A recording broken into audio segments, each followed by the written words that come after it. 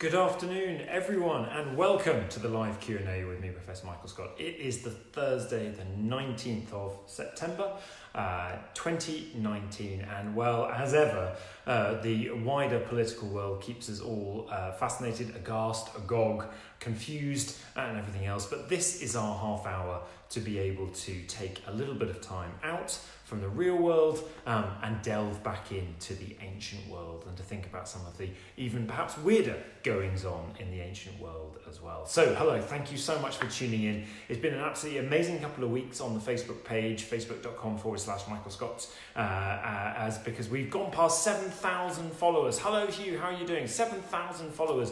Thank you so much for the time and effort and engagement that you bring to the page, where we share your photos from your travels around the world and different classical sites, where we talk about the different teachers that have inspired you, where we get your thoughts on all sorts of hot topics to do with the ancient world, and where of course you bring your views and comments to the posts that we put there. So thank you so much for making it such a fun and exciting page, and long may it continue. Good afternoon, Glees from Brazil. How are you doing, Patricia? Thank you so much indeed for tuning in.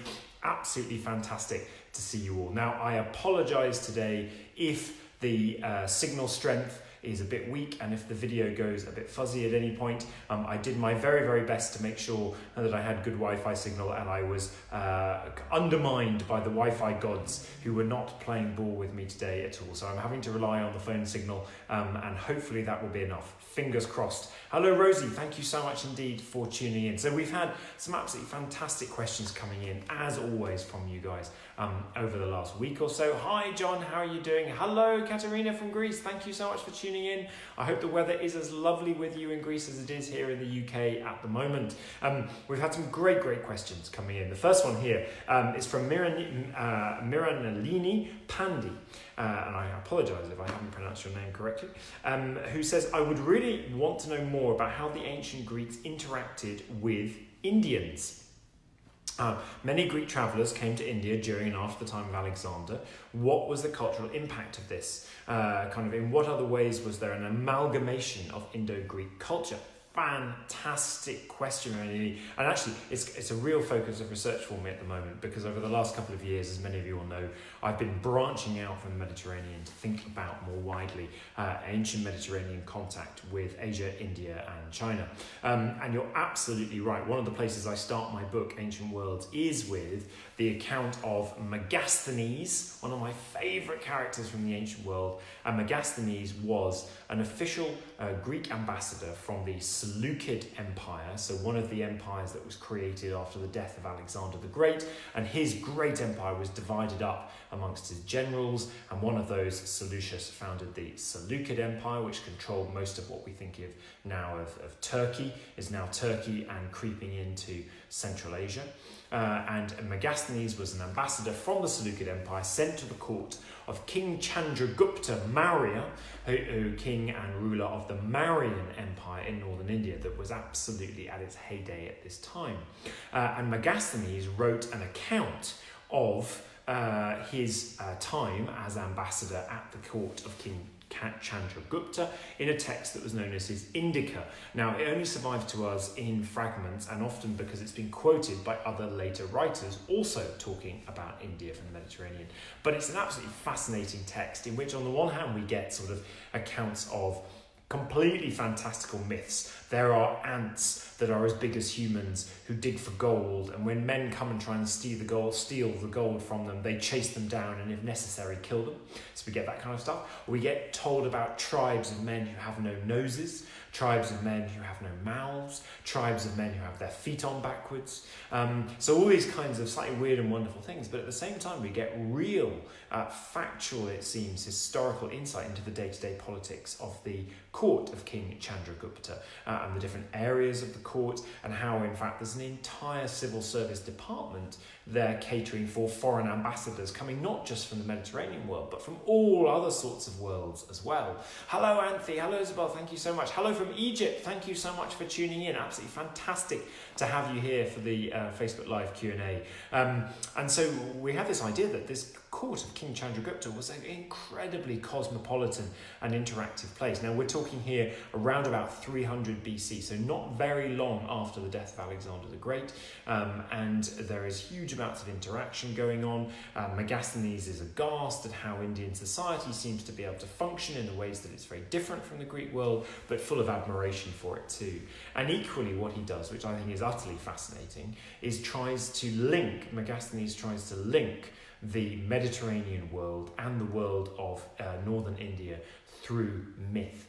So he talks about how Dionysus, the great god of wine, actually kind of came through India, northern India, and brought the techniques of winemaking also to India and was an incredibly important part of Indian mythology. Equally, he talks about Hercules, having been the founder of the city that is now the capital of the Mauryan Empire, a place called Pataliputra, modern-day Patna.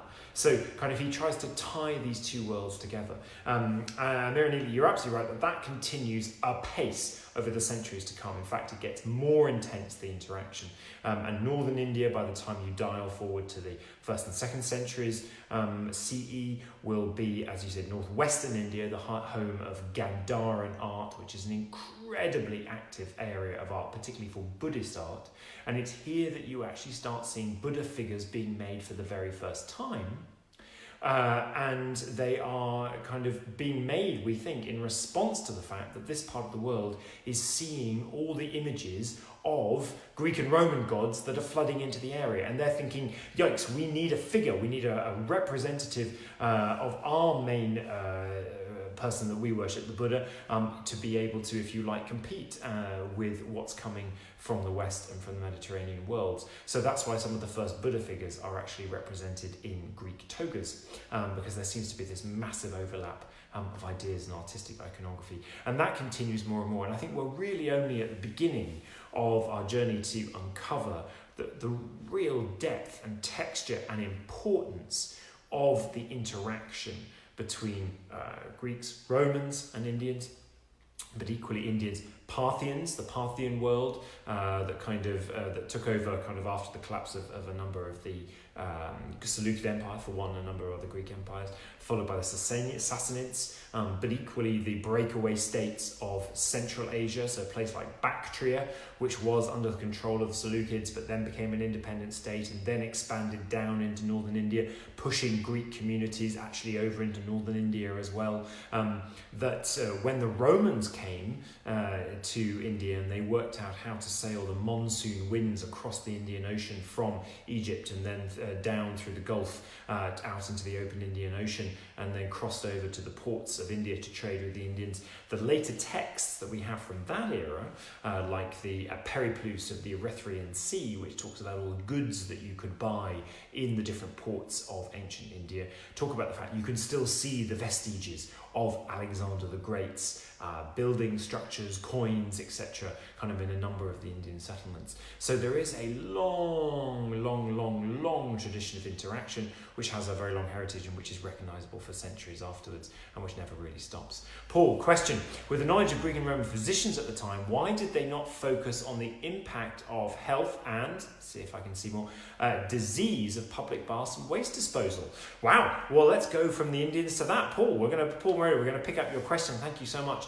Physicians at the time, why did they not focus on the impact of health and disease? Well, they are, of course, very interested. And if we think about the Greeks for a moment before we talk about the Romans, the Greeks were, of course, very interested in curing diseases. And for them, what you see is an evolving dialogue between trusting in the gods to do it, so the god of healing, the god Asclepius, and you could go to certain religious sanctuaries that were Asclepius sanctuaries where you could sleep overnight in a place that was called the Abaton, and the god would come to you and either give you a recipe for cure or cure you. I mean, if you go to the sanctuary of Asclepius at Epidavros, the famous healing sanctuary, which has the amazing theatre, there are great stone steles that were erected outside of the sanctuary with a list of famous and miraculous cures that the god had effected, including things like he cured a wound that a man had had from an arrow that had stuck into him, which had been seeping so much pus, it had seeped 50 bowls of pus.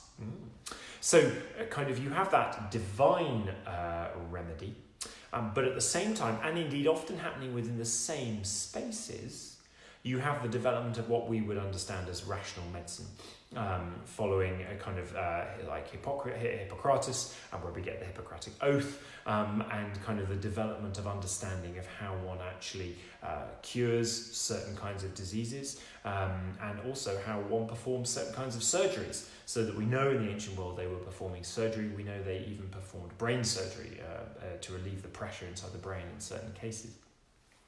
So you see this mix, and we get that over time, the development of a huge number of different instruments that have survived, medical instruments for doing all sorts of weird and wacky ways, and we get things, and we get all sorts of treatises about what they think works for particular kinds of diseases. Now, it's not really fair, because for men, most often that seems to be an enema that's prescribed, and it's equally not particularly insightful or fair for women either, because most normally, quite often, sex is prescribed. Kind of, we get that sense that they are treating disease, but obviously they have no conception of disease as we understand it today on a bacterial level, or kind of in terms of treating it at that kind of level. It was a case of trying to see what worked, see what allowed the body to then do the job of healing the person, was the kind of ideas around the remedy. Although some of the remedies they invented, we still make today. At Warwick, for instance, where I teach classics, we have a module that's taught to our undergraduates about ancient medicine. One of the things they do is they actually recreate some of the ancient medical healing recipes and try them. Nothing too serious or dodgy or awful, but some of them apparently still seem to work. The Romans, on the other hand, had a very different idea. You know, we think about them going to the baths and cleaning all the time, actually the baths were not a very clean place. We shouldn't think about the Roman baths as being beautiful, clear, crystal clear blue waters. Actually, they were hot, tepid, full of bacteria and disease, and effectively people went to the baths if they had a problem, right? There were some rules about when you weren't supposed to get in the water, if it really was a gangrenous wound, etc., but not many. And so actually, I suspect going to the Roman baths, the best thing it did for you was kind of force your own body's immune system to go into overdrive for most of the time, which was the best way of actually keeping you protected, kind of thing. Hence the term medical practice from Sarah. Hello, Prof, from Patricia. Will you be bringing out another calendar this year? Yes, you asked this question, and I was going to get to it in a little bit. Yes, Patricia, I can confirm that there will be another calendar with pictures of different locations around the world that I've taken over the course of the year. So look out for that. Probably be coming out end of October, beginning of November time. So we'll be doing that, we will. And there may also be one or two other new little surprises coming this way for Christmas time as well. So keep an eye out for those. So thank you, Paul, for your question. Absolutely brilliant. We must move on. Sheila Finley has been in touch to ask, in view of very recent parliamentary actions, which ancient Roman or Greek leader does Boris Johnson most resemble? Now, if you've been following my Twitter feed at all, thank you for this, Sheila. You'll notice that I've been sort of tweeting and commenting on the fact that for a little while, about a week ago, people couldn't stop using classical allusions to describe their actions. Boris Johnson, of course, as a classicist, he'd set himself up as being the Pericles who was going to come in and save the day, and that immediately meant a lot of kind of classicist commentators were going, are you going to be a Pericles, the Athenian politician who heroically is credited with helping Athens achieve its kind of heyday of its power in the mid 5th century BC and then later on? Or are you going to be a Cleon, who was the sort of one of the rivals of Pericles in the Athenian state, another demagogue who was thought to be fairly without principles? Some of you may recognise this in modern characters, fairly willing to sort of support whatever it took to get and gain power. Again, some of you may recognise some of this, but in the end, never really made it work or made it stick. And then there's also Alcibiades, of course, another famous character from Athenian politics, who was, let's put it, he's a bit of a show-off. really. Bit of a show-off, kind of got into all sorts of trouble as well. So really tread the line. So there's something of Alcibiades and Boris Johnson of kind of crossing over the line to really getting it wrong on occasion and losing public interest, public confidence and public kind of appreciation, but then also kind of bringing it back occasionally and sort of doing something which made everyone go, wow, you know, only someone like Alcibiades could do this. So yes, there are lots of characters that come to mind when we're talking about the modern day political situation. Hello, Kerry from Normandy. Thank you so much for choosing in, kind of, etc. Very, very kind of you join us. Paul, Caroline, Nicolin, all hail, etc. Yes, absolutely. And the other things that have been coming up, the classical allusions that have been touted in the media recently. So after Boris Johnson set the tone with his kind of I'm Pericles, then when he was over in Ireland last week, and it was being explained to him there that actually he was Heracles, which sounds pretty good, sort of setting him up to be a hero, but he was Heracles desperately in need of the help of the goddess Athena, which the Irish were going to play that role, and of course that links to the story of when Heracles actually was sent insane by the gods and was trashing around killing his family, and it's because of that he then has to go on to atone with the 12 labours, which made him very famous, and Athena was the one who interceded to stop him from doing something even worse that he was about to do. So Athena was going to save Heracles from his madness, so the Irish were going to save Boris Johnson from his, and then perhaps the kind of worst one that came out there last week, we suddenly started hearing about the Brexit Licorice, who apparently was Nigel Farage. And this relates to the story, obviously, of the two brothers who were flying and made their wings out of feathers and wax. One flew too close to the sun, and so the wax melted and fell to his death throat. The other just charted the right course. So make of all of that what you will. I think one of the desperate problems is that using these illusions all sounds very smart and very clever, but obviously they only ever work to a certain extent. No character completely overlaps with another character from 2,500 years ago, and you also wonder quite how much they make the point. I think people have been keen to speak in this language because they're hoping Boris Johnson might hear them better as a result and take their point better. But on the other hand, I'm not sure whether, frankly, it works so much. So Katerina, another calendar. Yes, indeedy, with some great new locations for you as well. Okay, so Sheila, thank you so much for a fantastic question. We take a quick moment out from answering your questions to talk about what's in the news. So you can explore the world of ancient Greece through the new Discovery Tour video game. This was out on the Greek Reporter, and of course we put all these links on the Facebook page, so if you want to access any of them, just check on the Facebook page. New video game is set to launch next week, which offers players a fascinating experience of touring, exploring, and even virtually interacting with the culture and history of ancient Greece. This is absolutely brilliant. And last week we had the British Science Festival at Warwick University. I was doing a talk there on the Friday, and then on the Saturday we had the Family Day, and the Warwick Classics department were getting out all our VR goggles to allow people to explore a VR version of ancient Athens, and there were queues around the block apparently for those, quite rightly so. And don't forget also, from my work for Ancient Invisible Cities for the BBC, there are always on YouTube, you can Google Ancient Invisible Cities on YouTube, and there are a number of 360-degree virtual reality guided tour videos that you can then explore the worlds of Athens, Istanbul and Cairo in as well, if you would like to. Sorry, surely father and son, what am I talking about? Of course, Licorice, my apologies. Yes, indeed. Paul, thank you so much for correcting me. What a load of rubbish I sometimes speak. That's exactly the kind of attitude we try to have in our students. Don't accept what you hear at face value. Question everything. Well done indeed. Yes, indeed. Thank you so much for that. What are we talking about in terms of in the news as well?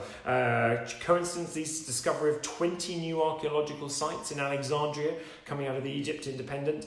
They'll be officially announced later this month. So the discoveries have been found at these sites through dispatching Egyptian and foreign missions to examine areas where citizens wanted to construct buildings to ensure that there are no artifacts in preparation for obtaining a building permit, and they found a whole bunch of new sites. So I don't suspect the people who wanted to build there are going to be particularly happy about this, because it means that there's going to have to be some hiatus while we do some archaeological investigation, but for us archaeologists it's absolutely fantastic news. Silchester Dig, back here in Roman Britain, Silchester Dig suggests Brits Brits beat the Romans to the baths. So did the Romans bring the baths to Britain, or has an archaeological excavation in one of the earliest Roman buildings in Britain has unearthed evidence that Britons may have been luxuriating in baths before the invasion of AD 43. Fantastic. So at Silchester, they've raised the possibility that Britain's late Iron Age rulers may have already had facilities for pre-battle saunas. Wow, that sounds very nice, doesn't it? A pre-battle, well, obviously not going to battle, that's not very nice at all, but having a sauna sounds like a very nice, particularly in cold, wet Roman Britain. That's what we like to hear. And this one also from Roman Britain. New finds beef up case for redrawing the map of the Roman Empire from The Guardian. They found a Roman-British butcher's business down in Devon, and this is it's near Newton Abbot in South Devon, and that is 20 miles further south down into Devon and Cornwall than we thought the Romans had really ever progressed before. We didn't think they'd got much further than Exeter. This is exciting news. The Romans may have got further, or at least there was a Romano-British butcher's business doing a roaring trade much further down towards Devon. Absolutely brilliant. What's on coming up? Well, if I may, just to announce a few little Warwick University Classics announcements. First, hello Fiona, thank you so much for joining in. First off, our Ancient Drama Festival for January 2020 is going to be on the 30th and 31st of January. So this is where our students, our undergrads, put on a play. And this year it's going to be Oedipus Rex. Sophocles' Oedipus Rex, brilliant.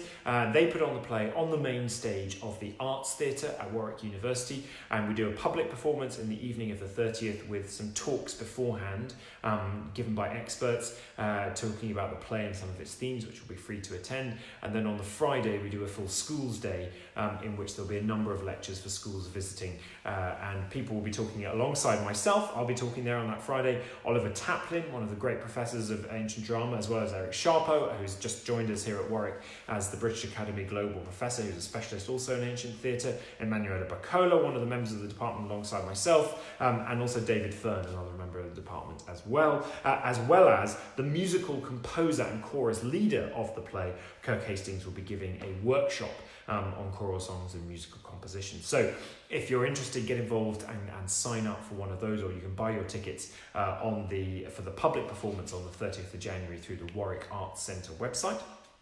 And if you think your school should be coming along to this, then do get your school to get in touch with us.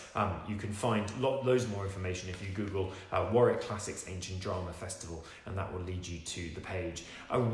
Sarah, a Roman butcher's business sounds like a euphemism. For what, Sarah? For what, I ask? I'm sure they were dealing with the finest cuts of meat from the excellent cows and other animals that were available in that part of the world. Then also the Anglo-Hellenic League, you might have noticed they've got Victoria Hislop in conversation coming up on the 3rd of December, and that's happening at the British Academy in London, which is at Carlton House Terrace. You're going to have to get your ticket allocations for that, because spaces are going to be allocated on a first come first served basis. So please RSVP to Kate Smith via bsa@britac.ac.uk, and that's been organised in association with the British School at Athens and other places, my home away from home.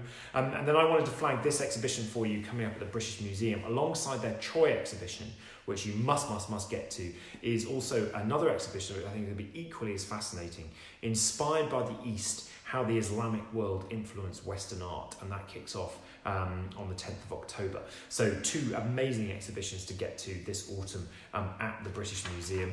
And then, of course, what's new? If I can blow my own trumpet a little bit briefly, Greg Jenner and I were working together on a new podcast series that he's just put out on the BBC called You're Dead to Me. And Joel Dermot, and I did a series an episode on the Spartans. So the idea is Greg is compere, I'm the kind of historical voice, and Joel is the comedian, and we have a laugh at talking about the Spartans and get some history in there as well. So do have a listen for that. We've put the link up on the Facebook page, so I hope you enjoy that. And great, thank you so much for your great recommendations about books that have come in as well that you might want to take a look at. A Monument to Dynasty and Death, the story of Rome's Colosseum and the emperors who built it. That's by Nathan Elkins, comes out on the 29th of October.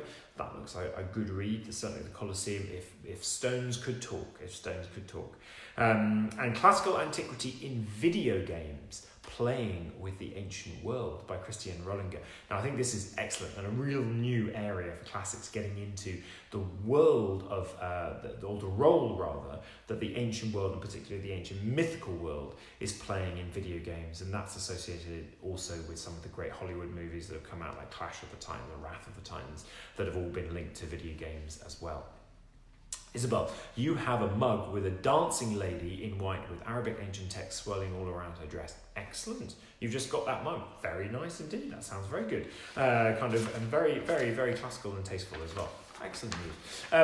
And so we've got some time. Yes, we've got 5 minutes. Joseph, you enjoyed the podcast. Oh, great. I'm so glad. Yeah, You're Dead to Me is doing really, really well. It's in the top 5 at the moment of the UK podcast charts, and we're hoping for a season 2. Let us know your suggestions about what kind of characters or places we might, I might put to Greg and see if I can convince him to do in season 2. Kind of Alexander the Great might be a good one. The Olympics might be a good one. Oh, who knows? Send your ideas flooding in. So we had a quick question that I wanted to get to here from Jacqueline Jordan Skinner, which was this: they say that those who don't learn their history are doomed to repeat it. Is there a lesson that you have learned that has stopped you doing something or changed the way you've done something? And what lesson would you like to point out to those in power in the 21st century? Jacqueline, a really interesting question. Kind of Medea for the podcast. Nice idea. I like it. Yeah, absolutely. That would be a good one. Jacqueline, I think this is a really interesting question. I mean, you hear that old adage, right? The only thing we learn from history is that we don't learn from history. Right? That's kind of sad, really, isn't it? And it's a very Western idea in a sense that we're not very good at learning from history. If you go over to Asia, and particularly to China, and you look at the role that history has played in China, it's actually always been considered to play a very, very different role, in that historians, particularly in antiquity, we're thinking about ancient China, we're thinking about the Han, for instance, the Han dynasty. Ancient China and ancient Han dynasty, historians were actually officially kind of paid government positions. And their role was to look at the past, analyse the past specifically in order to be a advisor to the current ruler on how best to avoid the pitfalls of the past. And some of the great ancient historical Chinese texts, not just in the Han dynasty, but in much later periods as well, have official titles which stress that kind of advisory role that history is supposed to play. So one of the later great Chinese texts, its official title, a great historical Chinese text, its official title is Comprehensive Mirror to Aid in Government. Right? So it's kind of not exactly a catchy historical title, but it expressly posits its purpose, which is to avoid us making mistakes of the past. But is there a lesson, Jacqueline, as you asked, that you've learned that has stopped you doing something or changed the way you've done something? And I'd really want to ask this question to you guys as well. Is there something that you've learned from the past, any era of the past, doesn't need to be antiquity, that you feel has actually had a bearing on the way you behave and the way you've done things going forward? I would love to hear more about that, either now on the podcast, or please do over this week send in your thoughts via the Facebook page or through email at michaelscottacademic@gmail.com. We can bring some of them up on the Facebook page or indeed have a chat about them next time we go live. So for me, I think the thing that I fundamentally feel that studying history has changed for me is never presuming, as a result of studying so many different cultures and so many different time periods, all of whom did things in different ways, and all of whom, to a certain extent, kind of thought that their way was the right way because that's what their culture dictated as the traditional way of doing things. That has left me with a constant presumption that the way I'm used to doing things, the way I think things should be done, or the way that society operates, or what the norms of culture are really only the norms that I'm actually used to. And rather than presupposing that the way I do things or the way that I'm kind of used to things being done is the right way of doing things, I find myself much more interested when I travel to a foreign country to understand how they do things there. And to engage with that and go, right, okay, that's really interesting. Why are they thinking that that is the right way to do something in that particular culture and period of time? So I think it's made me a lot less bombastic as a person, a lot less kind of culturally certain about the way things are done, the way I'm used to things being done, as inevitably being the right way of them being done. And I think that's an incredibly important lesson that history can go on to play. And in fact, I think in the future, in our ever globalizing future, it's an important role that history needs to play more as we give our young people, young students in schools and in universities right now, what we might term global competency, right? The ability not to speak multiple languages necessarily, but to be able to engage with people from different cultures and different backgrounds, and to approach those differences that there inevitably are and that we would always want there to be, without the presumption that the way they just happen to have grown up doing things is necessarily the right way of doing things. So that would be, Jacqueline, kind of really interesting, really thought-provoking question. Thank you so much. And really do let us know your thoughts over the Facebook page about what you think you've learned from history and what you do differently as a result of learning from history. I would really like to know more and your thoughts there. So we've lived out of time. We're out of time. It's already 4:30. Okay, so I will keep some of your other great questions for next time. Thank you so much for sending in, and do keep sending in your questions as well. And we will be back next time in 2 weeks' time on Thursday the 3rd of October, 4 p.m. UK time as usual. So Thursday the 3rd of October, I'll be coming live from my office at the University of Warwick as term will have started, and I will just have come out of lecturing 2 hours to our first year Introduction to Greek and Roman History course. So I will be deep in thinking about how we do history and why we do history as I come to see you guys for the next Facebook Live Q&A, 3rd of October. Once again, thank you so much for all your support and engagement with the Facebook page. We're over 7,000 followers. It's a huge achievement. I'm really proud of everything that we are doing together on the Facebook page, and long may it continue.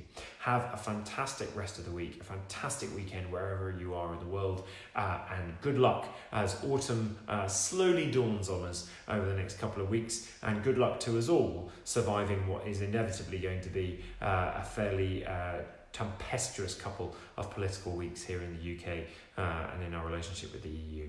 Take care of yourselves, and see you all soon.